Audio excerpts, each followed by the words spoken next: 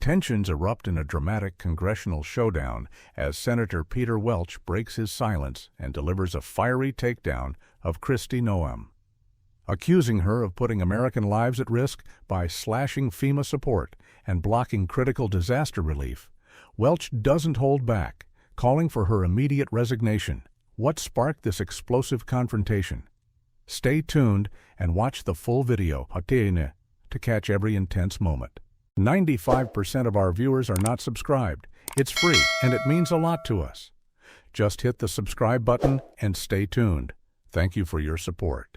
Mr. President, the Department of Homeland Security has an extremely important mission: keep Americans safe. And under that mission, the department is tasked with two critical jobs: border security and disaster response. Mr. President, our current Secretary of Homeland Security, Kristi Noem, has failed both. In her short tenure, Secretary Noem has overstepped, underperformed, and endangered the lives of countless Americans. Mr. President, I believe it is time for Secretary Noem to resign or for her to be fired. Mr. President, Secretary Noem has undermined FEMA's work, and in so doing endangered disaster victims. Just a few months ago, Secretary Noem said in a cabinet meeting, and I quote, "We are eliminating FEMA." And she meant it. She meant it. And we saw evidence of that in what happened in not just in Texas, but in North Carolina, New Mexico, California, Kentucky, Hawaii, Vermont, where FEMA is absolutely crucial to helping people and communities and businesses recover from disaster. We need FEMA, and it's only the resources of the federal government that can surge resources into affected communities, and we can't lose that function and that capacity. When you need safety from a flood, when you need to start the long road to recovery, you need the support of the federal government. No state, no community cannot do this alone. But Mr. President, I have seen from our experience in Vermont that FEMA in fact must be reformed. It must not be destroyed, as Secretary Noem has suggested. My view, we cannot have a leader in charge of FEMA that is committed to its destruction. We must have one who is energetically committed to its reform. And we have seen the result of Secretary Noem's indifference to FEMA as the catastrophe in Texas unfolded. As the waters rose along the Guadalupe River in Hill Country, it was the people of Hill Country, as my colleague, Representative Chip Roy of Texas said, who responded heroically. They were saving lives, they were rescuing stranded children, they were comforting those who lost loved ones, and they provided material assistance and constant support. As for FEMA, it didn't answer the phone. Secretary Noem had instituted a policy to micromanage FEMA to death. And under Secretary Noem's watch, FEMA instituted a new policy that required the Secretary's signature on any expense more than $100,000, which at the time of a major catastrophe is a very small amount. Secretary Noem had an eyes wide open awareness that this policy would mean it would take, quote, a minimum of 5 days for front office review. In a disaster, you do not have 5 days. Contractors for FEMA answered the vast majority of calls, about 3,000, from flood victims on July 5th. But according to news reports, after contracts with those companies were allowed to lapse, that response rate fell to 36% on July 6th, and then only 16% on July 7th, when people needed someone to answer the phone. FEMA left 13,793 calls unanswered. In the aftermath of disaster, people cannot wait for help. Many are homeless or living in very dangerous conditions. Search and rescue teams were waiting to be deployed. Disaster recovery centers were slow to open.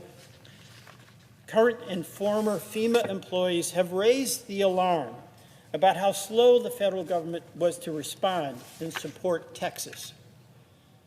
We can reform FEMA in very common sense ways, and we must, but we cannot risk the lives of countless Americans under the mismanagement of a secretary who's called for its elimination. But there's a second reason Secretary Noem must resign. She's failing our country on immigration. Mr. President, we have three fundamental issues on immigration: border security, the deportation of criminals, and the status of people who are here without legal status, but are working, they're paying taxes, in many cases have families, and have no criminal record. Mr. President, I want to step back for a minute and acknowledge something that too many Democrats have been too slow to state. The United States does need a secure border, and President Trump has largely accomplished that.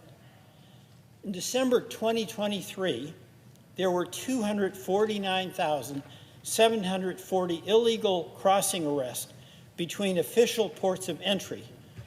That was an all-time high. Last month, that number dwindled to 6,070 illegal border crossing arrests. And I give President Trump credit for that change. The second issue is that undocumented immigrants who have committed serious crimes should be held accountable. They should be prosecuted, punished, and deported. There's widespread consensus on that. Yet on the third issue, those who are here without crime, who many cases were brought here as young people, we're seeing under the leadership of Secretary Noem that her response is an across-the-board embarkation on a massive and far-reaching deportation plan.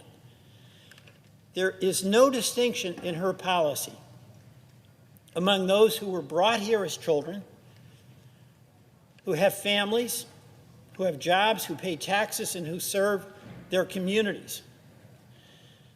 And, Mr. President, there is a big difference between deporting known criminals and rounding up immigrants, some of whom have status to be here, in fact, are here legally, from work sites, from schools, and from churches.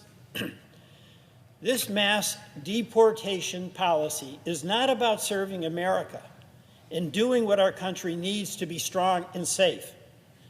It's instead about Secretary Noem accumulating the highest possible headcount of deportees. It's hurting those folks, their families, and their communities, of course, but it's also hurting America, and particularly rural America. Our farmers depend on labor to milk their cows, to pick their crops. It's weakening our construction industry, where workplace raids are shutting down construction sites, including for low-income housing, which we so desperately need. It's decimating our healthcare workforce in the hospitality industry in every state in the union.